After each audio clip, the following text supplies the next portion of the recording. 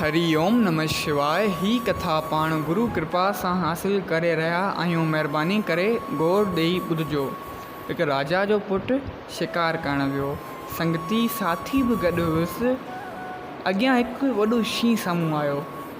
राजकुंवर उन जे पुठियां पियो। राजकुमार उन जे पुठियां पियो ऐं शींहुं बि भॼंदो वियो।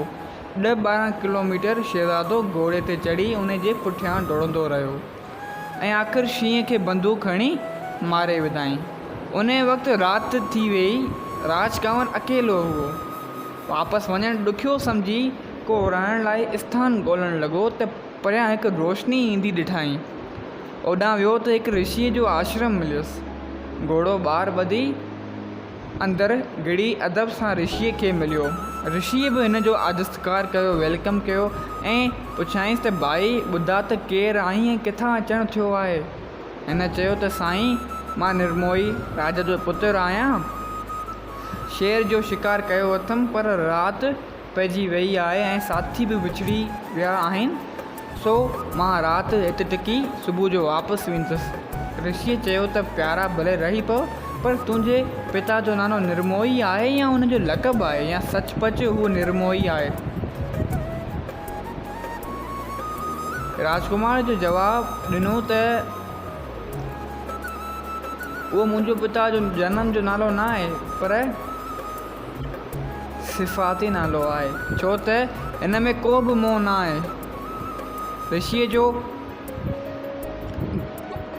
इहो ॿुधण ऐं हैरान थियणु ऋषिअ जे मन में आयो त राजाई करणु ऐं वरी निर्मोही थियणु आहे त ॾाढो ॾुखियो। वॾा वॾा विद्वान बि मोह में फासी था वञनि। ॿिए ॾींहुं सुबुह जो राजकुंवर जाॻियो त ऋषिअ चयसि त मां तुंहिंजे पिता जी परीक्षा वठणु थो चाहियां। तूं हिते तरसी पंहिंजा कपिड़ा लाहे मूंखे ॾे ऐं तेसि ताईं मुंहिंजा कपिड़ा पाए हिते वेह। ऋषि राजकुंवर जा कपिड़ा पाए खून में भरे खणी हलियो। शहर में पहुचे राजमहल वटि आयो। अवल खेसि दासी गॾी हिनखे। उन शहज़ादे जी मौत जो ॿुधी को मोह न ॾेखारियो। वरी शहज़ादे जी ज़ाल वटि वियो, पोइ हुन जी माउ वटि ऐं आख़िर राजा वटि, लेकिन हिन कंहिंखे बि मोह में फाथल न ॾिठो। सभिनी खे खेतरज्ञ यानी शरीर ऐं आत्मा जो पूरो ऐं सचो ज्ञान हुओ। राजा त ऋषिअ खे एतिरो बि चयो त ए महाराज, तपस्या छॾे छा लाइ हिते अचण जी तकलीफ़ वरिती अथव? हीउ संसार त मुसाफ़िर खानो आहे। को अॼु वञिणो आहे ऐं को सुभाणे छा थियो जो राजकुंवर मरी वियो। आत्मा त मरण जो न आहे। शरीर त अॼु सुभाणे सभिनी जो नाश थियणो आहे। ऋषि राजा जा नरमोहेपणो ॾिसी ॾाढो ख़ुशि थियो ऐं खेसि ॿुधायईं त राजकुंवर जीअरो आहे। उहो ॿुधी बि हिन ऐं इहो ॿुधी शहज़ादे जो जॾहिं ॿुधऊं त इहो जीअरो आहे, तॾहिं बि उन्हनि खे हिकु ख़ासि ख़ुशी कोन थी। मरण खां पोइ कर्मनि जो फल दुख सुख नर्क स्वर्ग जो भोॻे थो।